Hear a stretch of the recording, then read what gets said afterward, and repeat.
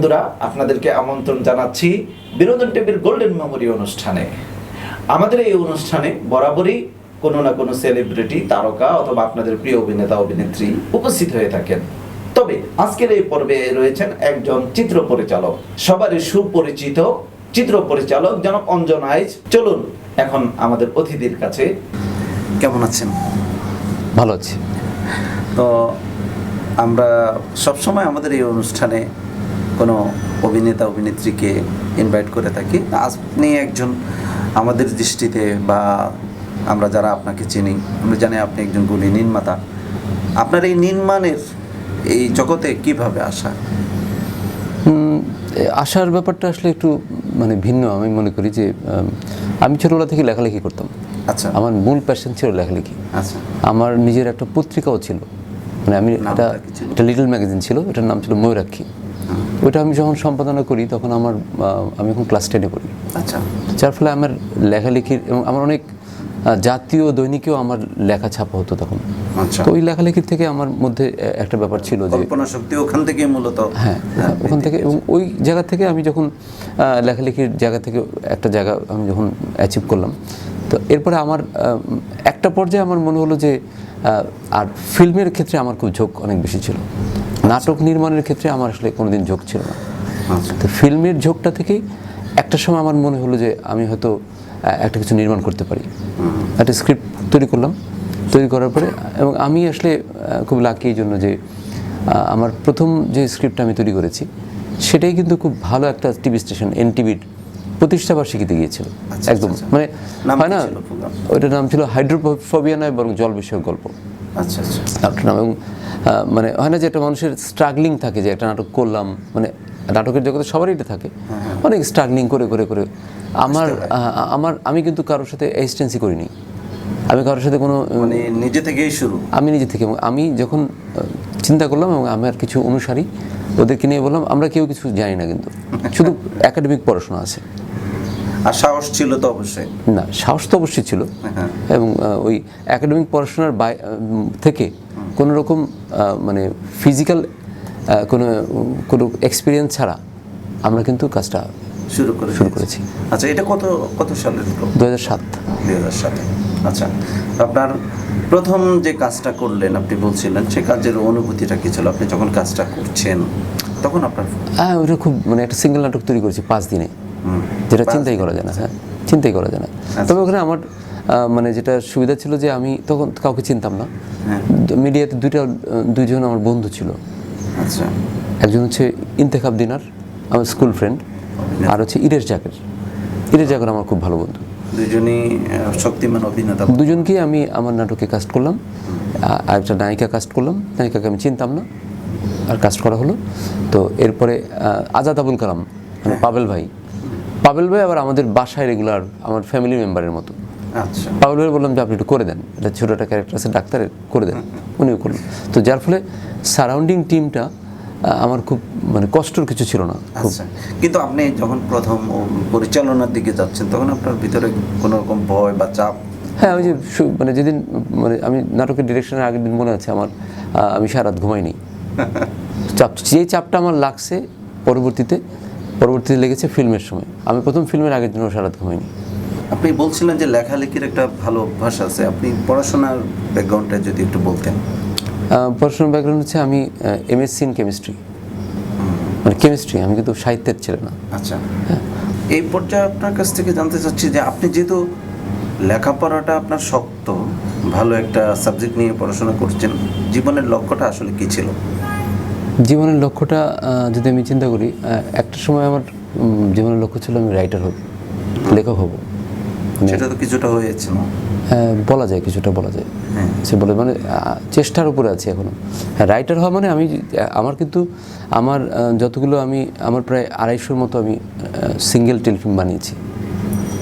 হ্যাঁ, এবং প্রায় 1200+ সিরিয়াল করেছি আমি, পর্ব।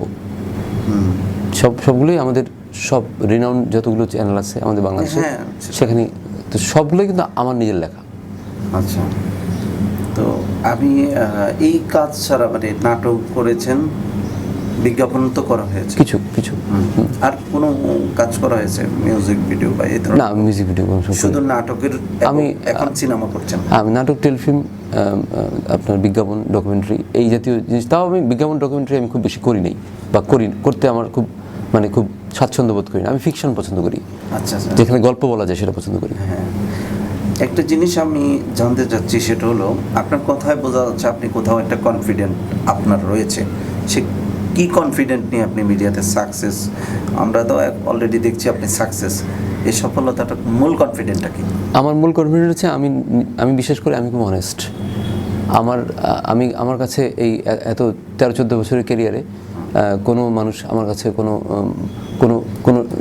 এত কাজ করেছি, কোনো লেনদেন প্রাপ্তি নেই আমার কাছে। আচ্ছা, এটা খুব ভালো একটা। এবং আমি আমার লেখার ব্যাপারে আমি খুব কনফিডেন্ট থাকি যে হয়তো লেখাটা হয়তো ঐশ্বরিক, হয়তো কোনো না কোনোভাবে আমার লেখাটা আমার মধ্যে চলে আসে।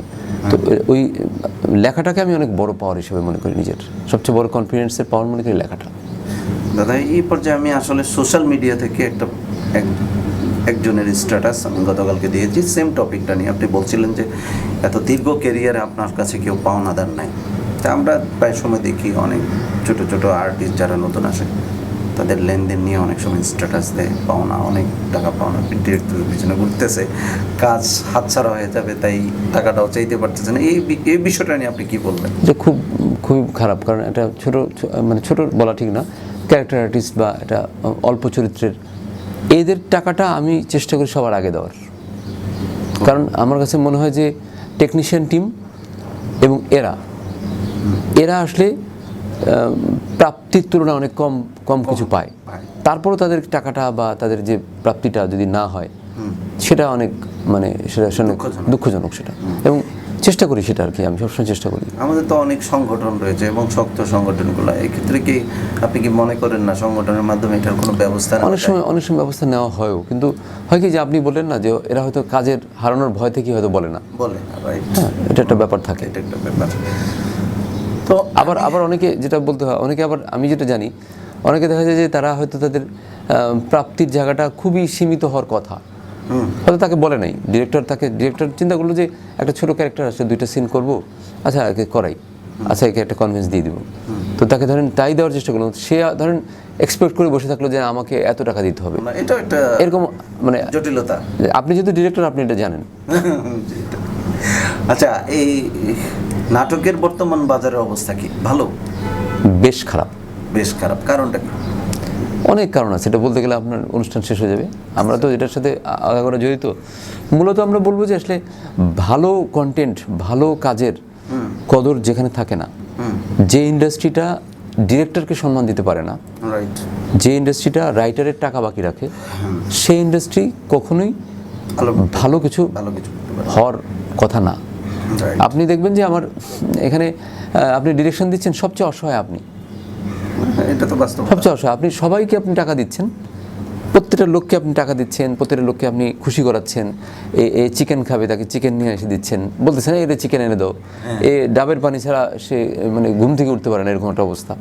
তাকে আপনি দিচ্ছেন, কিন্তু শেষে গিয়ে যখন আপনি কোনো টাকাই পাচ্ছেন না, উল্টা আপনার পকেট থেকে টাকা হয় না, টাকা দিতে হচ্ছে, তখন আপনার কিন্তু ভালো লাগবে না। আপনারও ফ্যামিলি আছে, আপনারও শখ, অনুভূতি সব কিছুই আছে। তো আপনি কেন এটা কেন মেনে নেবেন? এটা কি দেখার মতো কোনো সাইড নাই যে কে দেখবে? দেখার মতো আছে, কিন্তু করার মতো কেউ নাই। আমার করার মতো নাই কেউ। দেখার মতো হয়তো অনেকেই আছে, সবাই জানে, কারণ ডিরেক্টরদের সংগঠনের যারা, তারাও কিন্তু ভালো করে জানে। আচ্ছা, এটা উত্তরণের, এই যে বাজারের অবস্থা খারাপ, এটার কোনো উত্তরণের উপায় আছে আপনার?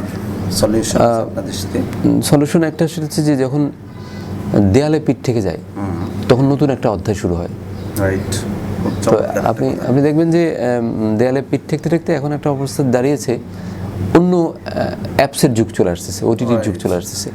এই ওটিটির যুগ চলে আসলে হবে কি, আমি যে নাটকটা ধরেন 3 লাখ টাকা বানাতাম, এটা আমাকে যদি এখন অ্যাপস বলে যে আপনি এটা 20 লাখ টাকা দিব, আপনি এটা বানান, বা আপনাকে আমি 30 লাখ টাকা দেবো, বানান, কোয়ালিটিফুল হতে হবে। এবং অ্যাপসে যেটা হয়, যেটা সারা ওয়ার্ল্ডের অ্যাপসই শুরু হয়েছে, নেটফ্লিক্স থেকে শুরু করে সারা ওয়ার্ল্ডে, যেখানে আপনি ভালো কাজের আপনাকে অ্যাপ্রিসিয়েট করবে, আপনাকে কাতুকুতু দিয়ে হাসানো যাবে না, আপনাকে অশ্লীল কথাবার্তা বলে আপনাকে জমানো যাবে না, আপনাকে করতে হবে কি, আপনাকে বেটার কিছু আপনাকে করতে হবে। তো সেটার যুগটা ওই যে বললাম, মানে ভালো কাজের একটা চ্যালেঞ্জ যদি নিতে পারে তার জন্য ভালো কাজটা বা মানে এই যে কোভিডকালীন সময় যে ঝামেলাটা হয়েছে, এখন কিন্তু মানুষ ভালো কিছু না দেখে পচা কিছু আর দেখবে না। আপনি বলতে পারেন যে হ্যাঁ এটা মানে হয় না যে আপনি যদি বলেন যে আপনার এই নাটক তো সাহিত্য নির্ভর, আমি তো রবীন্দ্রনাথের নাটক করছি, আমি বাংলাদেশের সর্বোচ্চ 19টা নাটক করেছি রবীন্দ্রনাথ। তো আমাকে বলতে পারে যে রবীন্দ্রনাথের নাটক তো দর্শক দেখবে না, এত কঠিন নাটক বা এটা তো অনেক হাই থট। হ্যাঁ, মানে রবীন্দ্রনাথ অবশ্যই একালের লোক, আমি বিশ্বাস করি না রবীন্দ্রনাথ সেকালে, কিন্তু তার থেকে আমার অনেক সস্তা। তো আমি নাটকের নাম হবে ঝালমুড়ি, নাটকের নাম হবে হাফ প্যান্ট, এটা অনেক ইন্টারেস্টিং, কিন্তু এগুলো কিন্তু থাকবে না। আমি থাকবো, আমি কনফিডেন্ট যে আমি থাকবো, এই ঝালমুড়ি বা এই মানে টমেটো থাকবে না, এটা এসব থাকবে না। রাইট। আমি একটা প্রশ্ন আপনার কাছে রাখি, এখন সবচেয়ে আলোচিত প্ল্যাটফর্ম হলো অনলাইন। এই প্ল্যাটফর্মটা জোরালো হওয়া থেকে আমাদের মিডিয়ার জন্য ভালো হয়েছে? অনলাইন জোরালো আরও হবে কনফার্ম। এবং আপনি দেখবেন যে সামনে এখন আমি কি করি, আমি টিভিতে যখন আমি বাসায় যখন টিভিটা ছাড়ি, আমি কিন্তু টিভি দেখি না, নিউজ যা হয় সব অনলাইনেই দেখি, হয় ইউটিউব বা ফোনের ফেসবুক চালাচ্ছি, মানে মোবাইলটাই এখন আমাদের মোবাইল বা টিভিতেও তাই। টিভিতেও আমি কিন্তু ইউটিউব দেখি, নেটফ্লিক্স দেখি, হইচই দেখি, আড্ডা টাইমস দেখি, সব অ্যাপসগুলো দেখি। ওই স্ক্রিনটা কিন্তু এখন আর শুধুমাত্র টেলিভিশন, শুধুমাত্র না, মানে একদমই টিভির জন্য নাই। আর টিভিতে যেহেতু কাজ করি, মাঝে মাঝে একটু টিভি ঘুরিয়ে দেখতে হয়, কিন্তু দেখা যায় যে আমি টিভি দেখতেছি, আমার বাসার কেউ টিভির দিকে তাকাচ্ছে না। আচ্ছা, এই পর্যায়ে আমি আপনার এটা ফ্যামিলিগত একটা প্রশ্ন, সেটা হলো পরিবারে কে আছেন আপনার পরিবারের সম্পর্কে? আমার পরিবারে আমার বাবা মা আছে, ভাই আছে, আমার ছেলে মেয়ে আছে, স্ত্রী আছে। ওনারা কি মিডিয়ার সাথে সংশ্লিষ্ট? মিডিয়া, আমার ছোট ভাই হচ্ছে অনিমেষ আইচ। আচ্ছা, সে তো অনেক রিনাউন্ড ডিরেক্টর। আমার তারপরে যে ছোট ভাই, সেও মিডিয়া সে অ্যাডভার্টাইজিং কোম্পানিতে চাকরি করে। সেও নাটক তৈরি করেছে বেশ কিছু। তা আমার স্ত্রী, সেও নাটক বানায়। লিপি আইচ। আমরা এখন একটা প্রশ্ন করি আপনাকে, সেটা হলো আমরা তো অনেক কেমিস্ট্রি দেখি ইন্ডাস্ট্রিতে, পরিচালক, নায়িকা বা নায়ক নায়িকা ইত্যাদি। আপনার লাইফে কি এরকম কোনো অধ্যায় আছে? না, আমার লাইফে কোনো অধ্যায় নেই। আমার বরং যেটা হচ্ছে আমার রিলেটেড যারাই থাকে, যেমন আমি সবচেয়ে বেশি আমার কাজ করা হচ্ছে সুবর্ণ আপাকে নিয়ে। সুবর্ণ মুস্তফার সাথে আমার কেমিস্ট্রি খুব বেটার, খুব ভালো। আচ্ছা, সুবর্ণ মুস্তফা তো লিজেন্ড, রাইট। সাইদি ইসলাম মৌ লিজেন্ড। তেমনি যখন যে পরিস্থিতিতে যার সাথে কাজ আমরা মানে করি, তাদের সাথে একটা এই কেমিস্ট্রিটা খুব মানে জোরালোভাবে বা খুব ভালোভাবে অ্যাডিশন হয়ে যায়। যখনই যে সবার সাথে তো সিঙ্ক হয় না, সিঙ্ক তো ওটা খুব ইম্পর্টেন্ট ব্যাপার। সজলের সাথে আমার খুব ভালো সিঙ্ক, মানে খুব ভালো সিঙ্ক। সজলকে নিয়ে আমি মানে 40টা নাটক বানাইছি, তো খুব গুড সিঙ্ক। রাত 2:30টাও সে ফোন দিতে পারে আমাকে। হ্যাঁ, তো এরকম মানে যখন দেখা যায় যে আমি সবসময় একটা টিমভুক্ত হয়ে, আমি কিন্তু হুমায়ুন আহমেদের স্টুডেন্ট ছিলাম। হুমায়ুন আহমেদ স্যার আমাকে শিখিয়েছে যে টিম তৈরি করে কাজ করতে হয়। তুমি যদি টিম তৈরি করে কাজ না করো, তোমার টিমের লোক তোমার প্রতি একটা মমতা থাকবে, তোমারও ওদের প্রতি মমতা থাকবে, তাহলে টিম ওয়ার্ক দিয়ে একটা বেটার, সেটা পৃথিবীর সব জায়গায় হয় টিম। কিন্তু আমাদের বাংলাদেশে তো কম ছিল না, ছিলই, ভালোই ছিল, কিন্তু সিনেমাগুলোতে দেখা যায়, কিন্তু নাটকের কিন্তু এই যে টিম ওয়ার্কের বিষয়টা একেবারেই নাই বলতে। আচ্ছা, আমি বলবো যে কিছু কিছু ক্ষেত্রে আপনি দেখবেন যে ওই ডিরেক্টর এদেরকে নিয়ে কাজ করে, আবার এই ডিরেক্টর এদেরকে নিয়ে কাজ করে, এরকম একটা টিম কিন্তু আছে। আচ্ছা, মানে এটাকে আমি সিন্ডিকেট বলবো না, এটা টিম বলবো। আচ্ছা, তো আমি আপনার কাছ থেকে একটা এক্সপিরিয়েন্স শুনতে চাই, শুটিংয়ের একটা মজার ঘটনা, যেহেতু অনেক শুটিং করেছেন, একটা ছোট্ট অনুভূতি যদি এই মুহূর্তে মনে পড়ে। আমার ফিল্মের আগামীকালের একটা মজার ঘটনা বলতে পারি আপনাকে, যে ওটার মধ্যে একটা স্টার্টিং সিকোয়েন্স, একদম ফিল্মের 1 নম্বর সিনটা করতে আমরা বান্দরবনের মিলনছড়িতে যাব, যেখান থেকে সাঙ্গু নদী দেখা যায়, খুব সুন্দর একটা ভিউ। তো আমাদের শ্যুটটা করতে আমাদের সময়, ওই সিনটার জন্য আমাকে 4 ঘন্টা সময় লাগবে প্ল্যান করা। তো আমরা লাঞ্চ করে ফেলছি দুপুর 1টার মধ্যে, সন্ধ্যা হতে 6টা বাজবে। তাহলে আমরা ঠিক করছি 1টায় লাঞ্চটা করলাম, এখন আমরা রওনা দিব, লাঞ্চ শেষ 1টায়, রওনা দিয়ে ওখানে গিয়ে পৌঁছে একটু সেট রেডি করার ব্যাপার, যদিও এটা ন্যাচারাল সিন, মানে আমার লাইট তেমন লাইট কিছু করার নেই, কিছু স্ট্যান্ড বোর্ড বা কিছু হালকা লাইট আছে, এটা ইউজ করব। তো ওই সব প্রিপারেশন নিয়ে আমি আমার এসিস্ট্যান্টদের বললাম তাহলে ঠিক আছে, আমি আমাদের গাড়ি নিলাম। আমার সেই গাড়ির মধ্যে আমার সাথে নায়িকা মমো, সূচনা সব আমার সাথে উঠছে, তারপরে আমার ক্যামেরাম্যান, আমার একটা অ্যাসিস্ট্যান্ট, আমার 2টা অ্যাসিস্ট্যান্ট সবাই উঠছে। উঠে আমি বললাম যে 4টা গাড়ি যাচ্ছে আমাদের, তো আমি ওই গাড়িতে কে যাবে, এটা তো আমি বলার কিছু না, আমি তো বললাম যে সব গাড়িগুলো ঠিকঠাক করে, এটা লাইট উঠাও, এটা ক্যামেরা উঠাও, এটা উঠাও, আমি আমার এটা নিয়ে যাচ্ছি, সব সেট করে নিয়ে আসো। তো আমি শুধু বললাম যে ইমন কোনটা উঠবে, ইমন ছিল আমাদের সাথে, বলে ইমন ভাই লাস্টের গাড়িতে উঠবে। ইমন ভাইয়ের সাথে সামহাও আর মানে মেকআপের, ইমনের কি মেকআপের একটা ঝামেলা আছে, চুল টুলের কি জানি একটু ঠিক করতে হবে, ইমন ভাই মেকআপ করে উঠবে। তো আমি গাড়ি নিয়ে আমি মিলনছড়ির কাছাকাছি গেছি, গিয়ে আমার যে থার্ড অ্যাসিস্ট্যান্ট তাকে আমি একটা ফোন দিছি, আমি বলছি তোমরা কোথায়, কারণ গাড়ি কিন্তু 4টা, সবচেয়ে আমার গাড়ি আগে, কারণ আমি আগে গিয়ে আমার পজিশনটা সেট করতে হবে। তো 3 নম্বর অ্যাসিস্ট্যান্ট বললো হ্যাঁ দাদা আমরা প্রায় চলে আসছি। আমি বলছি তোমরা চলে আসছো, আমি তো এখনো আসিনি, তোমরা প্রায় কেমন চলে আসছো, বলে আমরা মানে আধা ঘন্টা দূরত্ব কিন্তু, বলে আমরা প্রায় বাজারে ঢুকছি। আমি বলছি আচ্ছা আমরা বাজার ক্রস করছি। তো ও দূর দিয়ে তারপর গেল, ইমন দেখে যে ইমন গিয়ে পায়চারি করতেছে, সে ভাবতেছে যে তাকে রেখে যে গেল নিশ্চয়ই অন্য একটা মানে গাড়ির প্রবলেম আছে, তাকে মনে পরের গাড়ি, এবং সে আর মেকআপম্যান, যে দুজনই খুব প্রয়োজনীয় উপাদান, দুজনকে ফেলে চলে আসছে না। আচ্ছা আচ্ছা, তো এটা একটা মজার ঘটনা। ডিরেকশনের একটা চাপ আমি আপনার কাছ থেকে আইডিয়া পাইলাম যে অনেক চাপে থাকেন। শুটিংয়ের কল টাইমটা 6টা বাজে সাধারণত, খুব ওই সময় আপনার মানে আচরণটা, আপনার অবস্থাটা কেমন হয়? আমি সবসময় খুব কুল, আমার কল টাইম ধরেন কোনো একটা জায়গায় আমার বলা আছে যে আজকে আমার একটু প্রেশার আছে, আজকে আর্টিস্টের 9টার মধ্যে আমাকে লাগবে, আর্টিস্ট 12টায় আসে নাই, তখন আমি কুল থাকার চেষ্টা করি, কারণ আমি জানি যে যখন সে আসে নাই 12টায়, এখন আসলে তাকে আমি গালাগালি করলাম, বকাবকি করলাম, ভাঙচুর করলাম না, সলিউশন হবে না, বরং এখন কি করা যায় দেখি। হ্যাঁ, এটা আমার একটা স্টাইল, তবে স্টাইলটা আসলে ভালো স্টাইল না।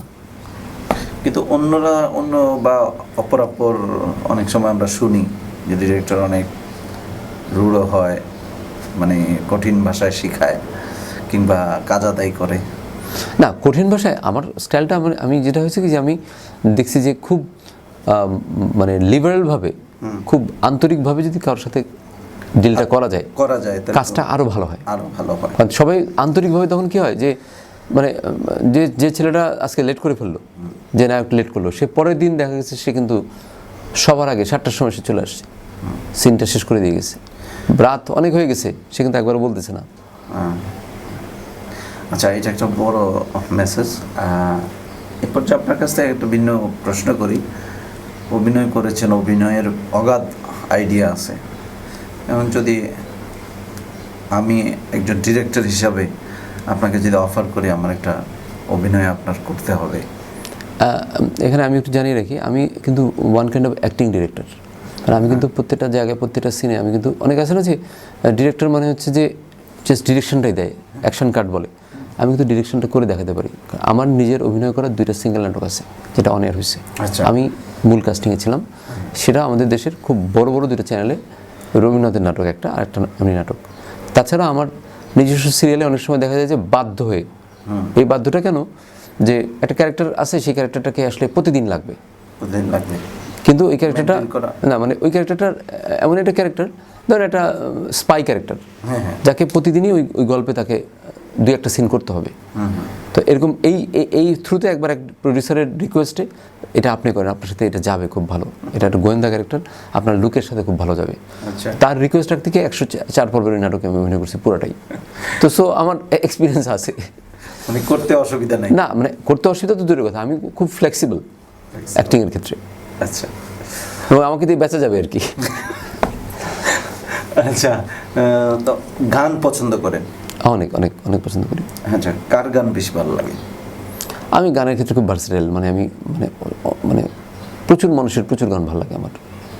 ইন্ডিভিজুয়াল নাই? ইন্ডিভিজুয়াল আমি Favorite? ওইভাবে আমি যদি বলবো, আমি যেমন অরিজিৎ সিং এর গান খুব পছন্দ আমার। আচ্ছা আচ্ছা হ্যাঁ, আমার রবীন্দ্রসঙ্গীত খুব পছন্দ। আচ্ছা। দাদা আপনার গ্রামের বাড়ি কোথায় বসবাস? আমার গ্রামের বাড়ি হচ্ছে বরিশালের আগলঝাড়া থানা, রাজিয়ার গ্রাম। জন্ম কি ওখানে? না, আমার জন্ম হচ্ছে আমার মামার বাড়িতে, সেটা বরিশালে। গ্রামের নাম হচ্ছে ষোলক। আচ্ছা, জন্ম তারিখ কবে? জন্ম তারিখ হচ্ছে 19 মে। 19 মে সামনে আসছে আসছে। ইনশাল্লাহ। ফিউচারে আর কি কি করতে চান? অলরেডি ডিরেক্টর হিসাবে আপনি ভালো শক্ত একটা অবস্থান তৈরি করছেন।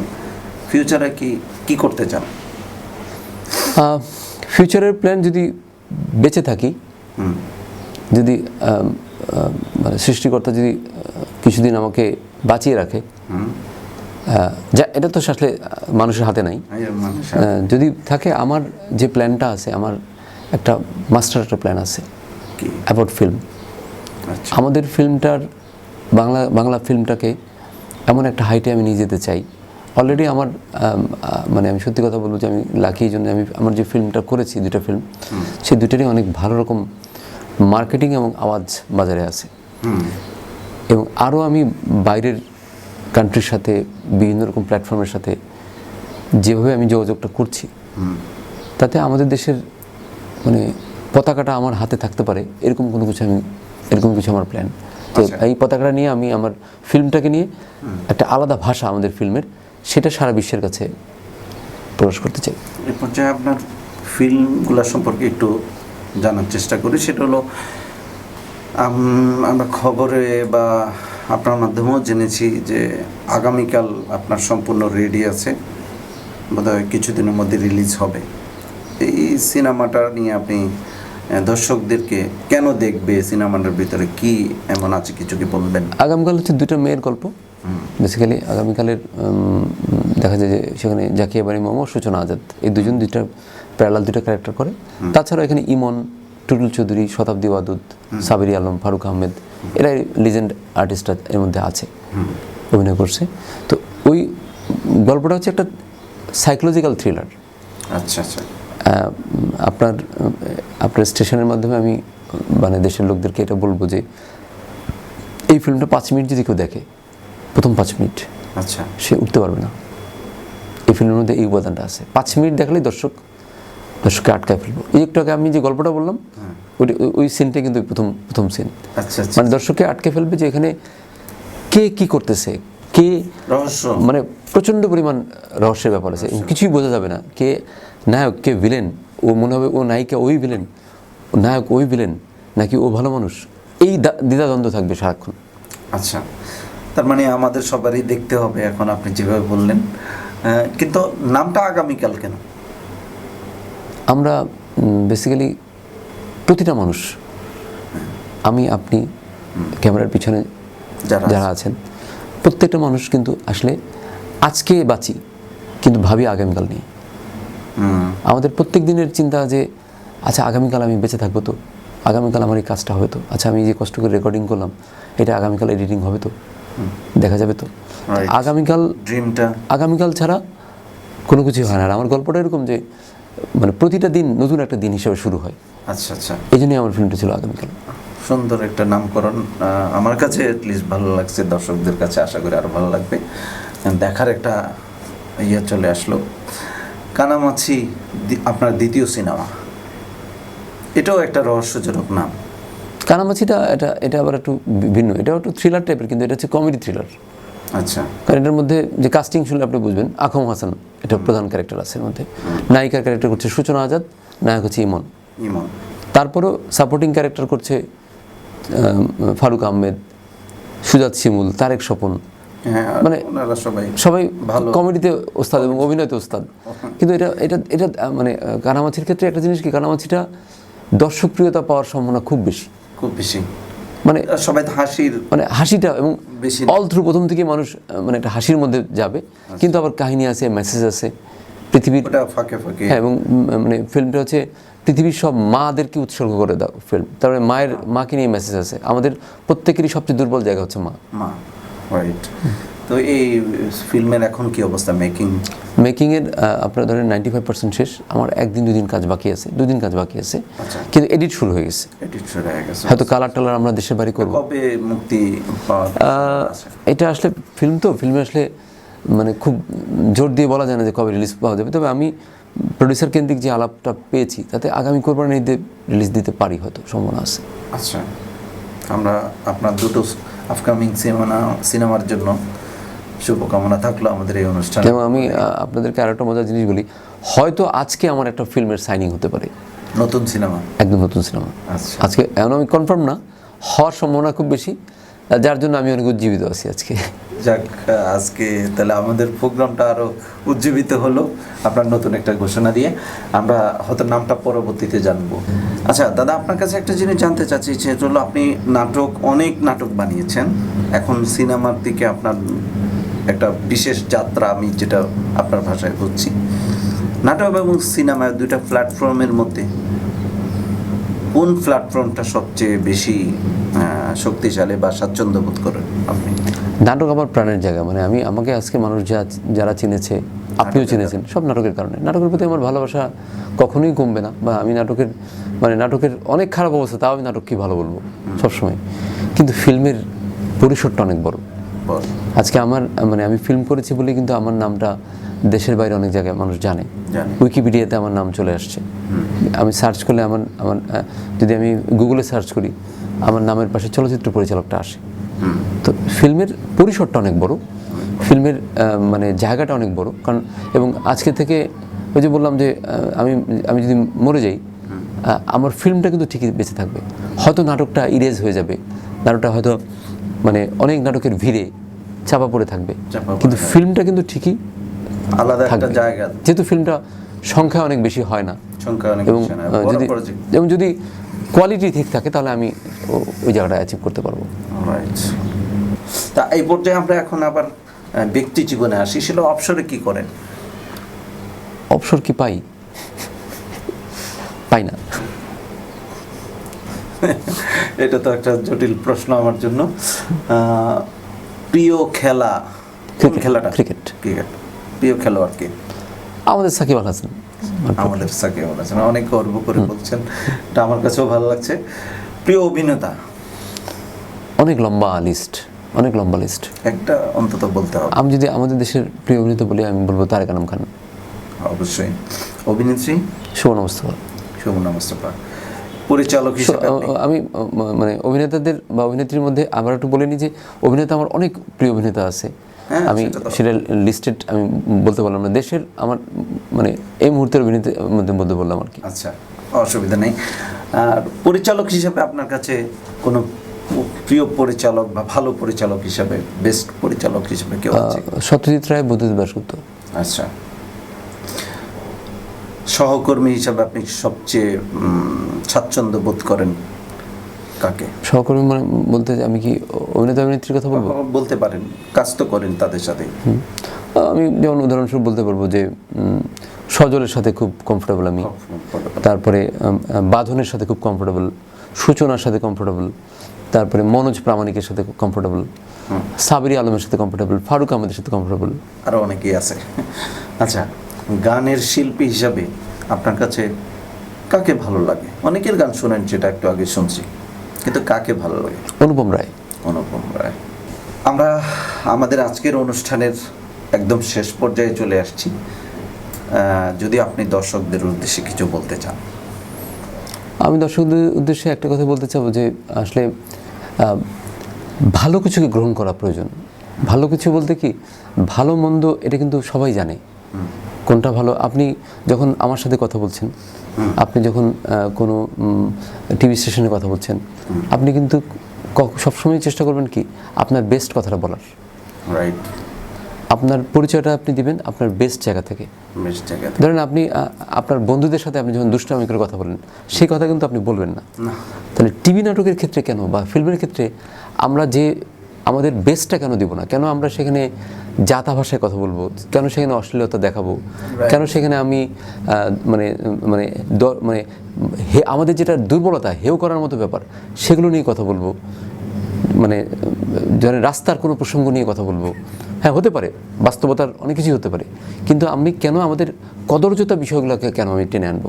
কেন আমি যেটা আমার আমার আমার কিন্তু বাস্তবে কিন্তু আমি আপনি কাউকে রাস্তায় গিয়ে গালি দিই না, কিন্তু আমি একটা ফিল্ম দেখে যখন মানে একটা নাটক দেখে ফিল্ম দেখে যখন গালিটা হয়, যখন সেটা আমার বাচ্চা বলে যে এই গালিটা যখন সে রিপিট করে, তখন আমার কাছে খুব খারাপ লাগে। আমি যে কোত্থেকে শিখছো?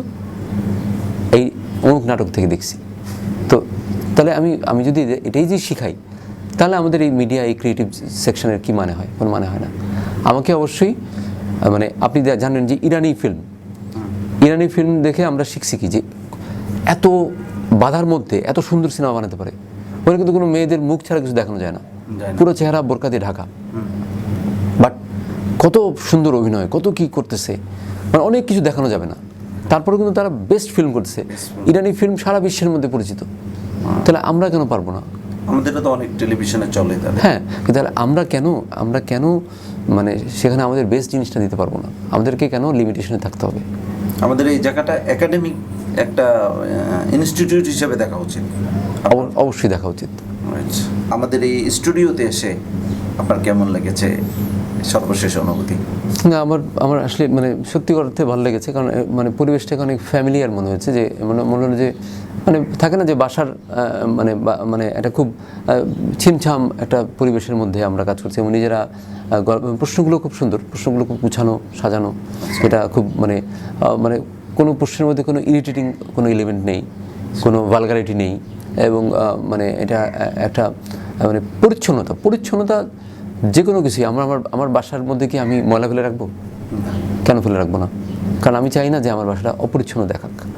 তো এখানেও যখন আমার মনে হলো স্টুডিও থেকে শুরু করে বাইরের স্টুডিও, বাইরের অফিস রুম, স্টুডিও সবটাই আমার পরিচ্ছন্নতা। আমি এই অনুষ্ঠানের পিছনে যারা আছেন তা পরিচিত, আপনি পরিচিত, এই পরিচ্ছন্নতার ব্যাপারটা যদি থাকে, তাহলে আসলে যে কোনো প্ল্যাটফর্ম থেকে মানুষ অনেক উপরে চলে যেতে পারে, আমি বিশ্বাস করি। আর আপনাদের সবাইকে ধন্যবাদ, এবং শেষ যে কথাটা বলবো সেটা হচ্ছে যে ভালো কাজ দেখুন, আর ভালো কাজের সাথে থাকুন, সমর্থন করুন আমাদেরকে, তাহলে আমরা আসলে অনেক কিছু হয়তো আপনাদেরকে দিতে পারবো। আপনাকেও ধন্যবাদ, আপনার অনেক মূল্যবান সময়ের মধ্যে, অনেক ব্যস্ততা, আপনি বলছিলেন যে অবসর নাই আপনার, তার মধ্যেও আমাদের জন্য একটু সময় করে আমাদের স্টুডিওতে আসছেন, তাই আমাদের অনুষ্ঠানের পক্ষ থেকে আপনাকে অসংখ্য ধন্যবাদ জানিয়ে আমি এখানে শেষ করছি। সুপ্রিয় দর্শক, এতক্ষণ আমরা কথা বলছিলাম আমাদের সবারই পরিচিত এবং সুপ্রিয় একজন পরিচালক, স্বনামধন্য পরিচালক অঞ্জন আইচের সাথে। আমরা এই পর্যায়ে আমাদের অনুষ্ঠান থেকে বিদায় নেব। বিদায় নেওয়ার আগে আপনাদেরকে যে বিষয়গুলো বলবো, আমাদের এই ভিডিওতে আপনার কোন দিকটা ভালো লেগেছে সেই বিষয়টা নিয়ে অবশ্যই কমেন্ট করবেন, এবং কি প্রত্যাশা করেন এই গুণী পরিচালকের কাছে, সেটাও আমরা আপনাদের কাছ থেকে জানতে চাইব কমেন্টের মাধ্যমে। সুপ্রিয় দর্শক, আমরা এতক্ষণ কথা বলছিলাম স্বনামধন্য চিত্র পরিচালক জনাব অঞ্জন আইচের সাথে। আপনারা এতক্ষণ দেখছিলেন বিনোদন টিভি এর সৌজন্যে গোল্ডেন মেমোরি অনুষ্ঠান, এবং এই অনুষ্ঠানটি পরিচালনা করছেন জনাব শফিকুল আলম মিলন। এতক্ষণ আপনাদের সামনে উপস্থাপনায় ছিলাম আমি শাহিন আহমেদ। এই অনুষ্ঠানটির কারিগরি সহযোগিতা রয়েছে জুম স্টুডিও। এতক্ষণ আমাদের এই ভিডিওটি দেখার জন্য এবং অনুষ্ঠানটি উপভোগ করার জন্য আপনাদেরকে অশেষ ধন্যবাদ। আজকের মতো আমরা এখানেই শেষ করছি। আপনারা সবাই সুস্থ থাকুন, ভালো থাকুন, আল্লাহ হাফিজ।